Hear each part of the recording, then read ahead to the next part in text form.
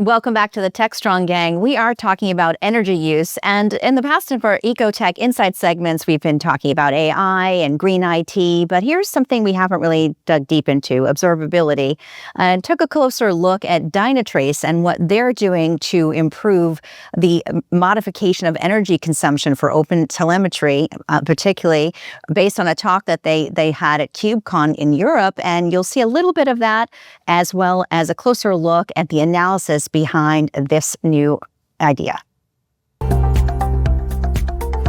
Tools meant to monitor system efficiency are now being scrutinized for their own environmental cost. OpenTelemetry, widely used for observability, is emitting more than just data. It's consuming energy, memory, and compute at a scale that's prompting a second look. At KubeCon Europe, Dynatrace's Adriana Villella presented benchmarking results using Kepler, a tool that tracks energy output in Kubernetes pods. Her findings? Custom-built OpenTelemetry collectors used less memory and less power than standard versions. According to the CNCF, this type of observability framework has more than 500 active contributors. With adoption increasing, the focus is shifting to its own operational overhead. Framing performance around emissions resonates more with developers than cost metrics. Telling a team their app emits as much CO2 as 30 cars do in traffic, well, that gets more traction than citing cloud costs. Dynatrace is also leveraging KubeGreen, a time-based auto-scaling tool that lets Kubernetes pods sleep during off hours. They've integrated it into internal observability pipelines without relying on Prometheus to cut back on processing overhead and reduce overnight idle usage. As telemetry infrastructure becomes more embedded in critical systems, its own performance characteristics are attracting greater scrutiny. The focus is shifting from what observability tools deliver to how efficiently they operate.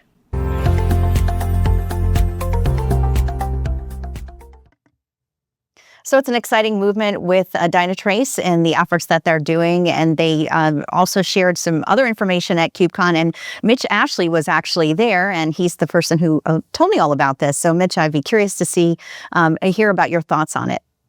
Yeah, I know the Dynatrace folks well. And Adriana Villella, who gave the presentation there, fantastic speaker as well. It's interesting. OpenTelemetry has become sort of the Swiss Army knife of not just monitoring, but metrics and measuring and collecting and then presenting that into whatever tool substrate that you want to use that in. And it can be anything from what are the effects of the user experience, what is the performance of servers. Now we're talking about energy consumption. So the OpenTelemetry open source environment has, I don't know what the total number of companies now, it's well over 100 that are contributing to that and are part of it. It's one of the most healthiest open source projects I think that we have. And they've started to really focus on the sustainability factor of it, because there's a great place to take both existing telemetry data, but also take in new sustainability telemetry data from tools like things like Kepler. They can integrate with OpenTelemetry or OTel and really give you a better picture. There's things that they've added into Kubernetes, for example, of turning down clusters during off period of hours that it may not already be configured for. You can just imagine the number of places that we could save money by turning things off or putting into more of a standby mode. They're also working on some of the semantics that they have in their model, their data model of how they represent this information. So there's a lot of really good foundational work going on, and I think it's very much in line with where companies are looking to, how do I measure the results of what we're doing in sustainability, and can I demonstrate the actual value of those efforts? And OTel has a big role to play there. Alan, is this too much of a good thing? And I'm laughing because I'm kind of like thinking back for the last decade or more, banging a drum about let's instrument more applications so we can do DevOps. Well, now we have. Yeah. So there's two lessons there, Mike. I'm going to hit them both. But Mitch, to your point, OpenTelemetry is actually the second largest project in the CNCF, which has over 200 projects, right? It's behind only Kubernetes itself. Yeah. Right? That gives you an idea of how OpenTelemetry has cut in. But to me, this is OpenTelemetry is a poster child of the just because we can doesn't mean we should school of thought, right? All of a sudden, we could measure everything. We could monitor everything. We could log everything, right? The Splunk school of thought. And no one really thought about, well, what does that really entail from a cost point of view, right? Well, in Splunk, how much did you pay for storing all that data? That very quickly became a thing. But with OpenTelemetry, putting all these collectors all over, no one really thought about the energy consumptions and the cost behind it. We were so enamored with just being able to do it, right? So it reminds me of the old security adage, right, that I've learned a long time ago is people don't care, vendors don't care about security until their customers do. Vendors won't care about their OpenTelemetry consumption kind of graph until their customers do, and until someone says, oh my God, look how much I'm paying, someone shows me how much I'm paying for it and I do something about it. And I think from this report, an excellent video, Bonnie, from it, we're starting to see at least Dynatrace has gotten the religion, right? They realize there's an opportunity here. Kudos to Dynatrace of saying, hey, someone should be measuring this. Someone should be measuring what we're doing around energy consumption all along with our infrastructure. Because even though we're, rushing headlong into building these AI data centers with hundreds of billions of dollars, someone's got to pay this bill month in and month out for what you're using. That's the model. And well, is it that the costs are the problem, Alan, or is it that we're not getting enough value from what we're getting for those costs, right? I mean, collecting all the data is great. Maybe we're not doing enough with it. I mean, I do feel like, the complexity of these, enterprise infrastructure estates has gotten to the point where, the only way really to optimize it is going to be through automation and AI, and, getting these data points really allows us to, take our APM data, our observability data, our cloud, carbon footprint data, our FinOps data, and really get to a point where we can kind of define for any given workload what is kind of the optimum mix of all these trade-offs we make across performance and cost and security. I think it's kind of a double helix where, okay, this is what I get out of it. This is the good, right? That comes out of it. This is the cost. And someone's got to make that determination. Is the good worth the cost? So I worked with a client. I developed their observability strategy guide for them. They're a platform company. And, this was really right before AI became mainstream, which oddly to say was 2023. So I'm writing this in 2023 and nobody's saying, hey, let's throw ChatGPT at this yet, right? So that's how early on in this game and how quickly this has really erupted, right? And, the reason why that guide was important is because for the operations team, they were using Datadog. And they're turning on all these sensors. But the truth of the matter is, before you turn on a sensor, you really need to think about what are the important metrics and what do I.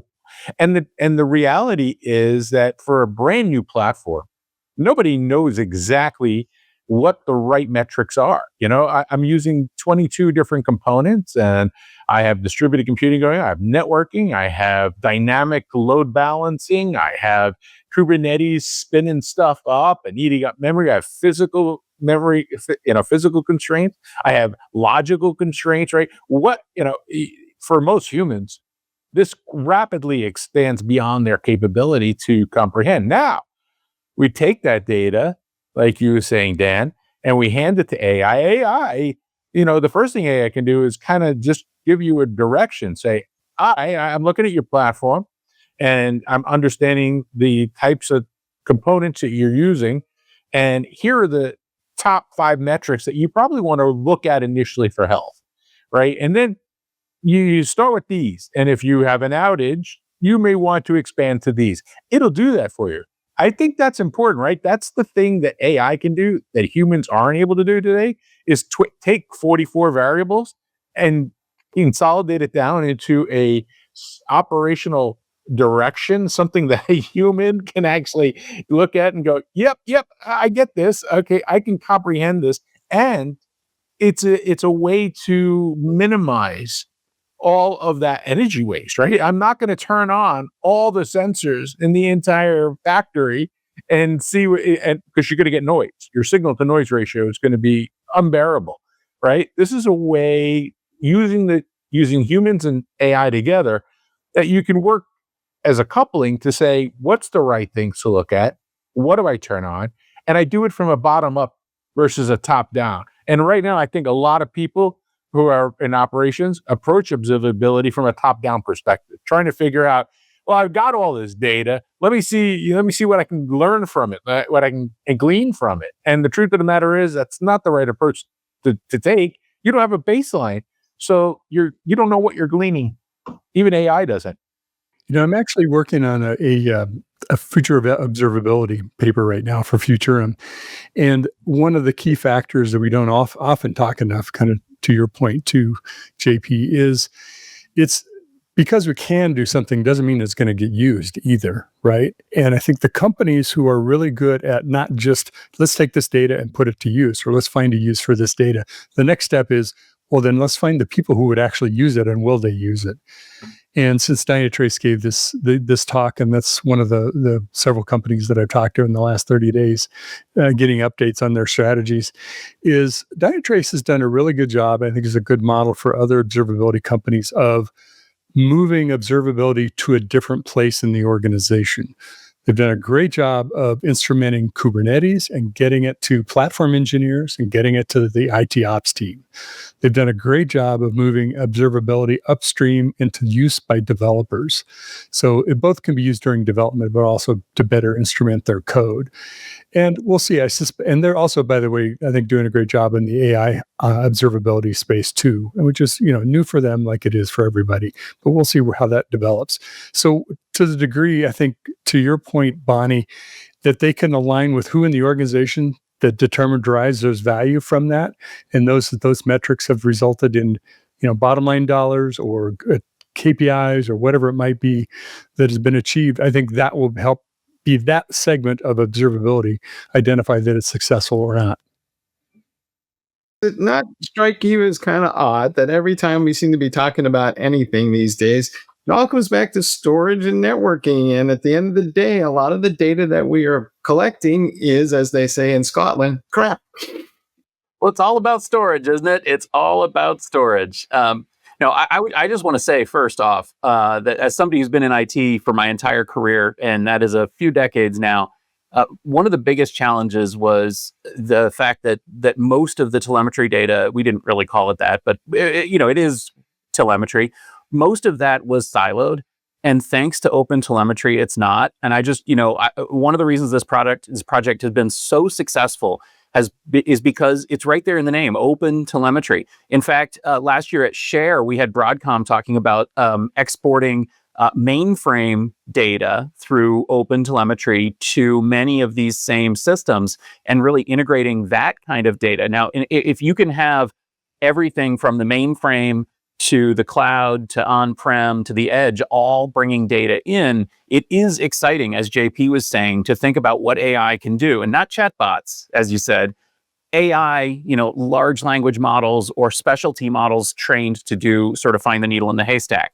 But I do want to bring in one interesting factoid. Now, I was doing some research on this story ahead of this, and in the Futurum Intelligence platform, I looked up to see what the deployment of telemetry data is. And shockingly, it's interesting. There's a pattern here. It's just under 70% for public cloud, 66%, like 2/3 for on-prem. But it's only 38% for edge and only 10% for co-location. In other words, there's still an opportunity to bring more data and more applications online. And I think this shows that maybe we're drowning in data, maybe we're going to run out of storage, maybe we're going to run out of energy, but there's still more to do in the telemetry space.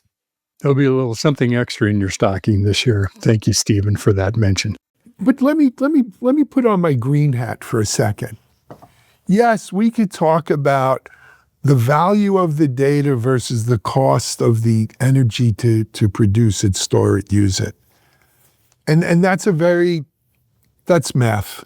It's math, right? Kilowatt hours, however you want to do it. Bigger issue, Stephen, and I'm surprised you're not on your stool about this one, is, guys, we've got to do something in this world about the energy consumption. We can't just keep saying we're going to spend trillions of dollars building out AI data centers and cities and all of these things without fundamentally changing the equation on making this energy that we use for it renewable, recyclable, cleaner, better. Because just drilling more and spending and burning more fossil fuels so that we could collect more log data is probably, forget our little world that we live in here. We're all IT geeks. Our children and their children have to live in a planet where we need to do something about this. And how do we make that part of it, Stephen? I know you're our solar guru, right? Don't we need to really look at it from that angle? I would love to see the real energy impact of telemetry data compared to literally everything else we're doing. And maybe it's true. Maybe telemetry is taking up a huge amount of resources. That was the subject of this Dynatrace presentation that kicked all this off from KubeCon, which, by the way, looks like is online now. So if you missed KubeCon, I think that you can find that on YouTube. I wasn't able to watch it yet, so I wasn't able to see their data. Did they talk about what the real impact is in terms of hard numbers? Yeah, I believe so. And they showed the platform, and there's other additional lectures on YouTube that they've previously done and webinars. So there's a lot of data on those as well. Go check them out. Let's compare it to the number of TikTok videos that are completely mindless and brainless that are produced. Agreed, right? Let's pick our fights where they make sense. Right? There is a lot of energy consumed on mindless. Yes. I'll leave it at that. All right. Anything else on this? Otherwise, we're going to take a break. Bonnie, great story, by the way. Thank you. All right. And as usual, you can get Bonnie's videos again on TechStrong.tv, on our OTT channel. Just look up TechStrong TV, and at echoinsights.com. That's right. Absolutely. Thank you. All right. We're going to take a break here on The Gang. We're coming back for our C block, and it's infinite work days. I think we've all been there. You're watching TechStrong, gang.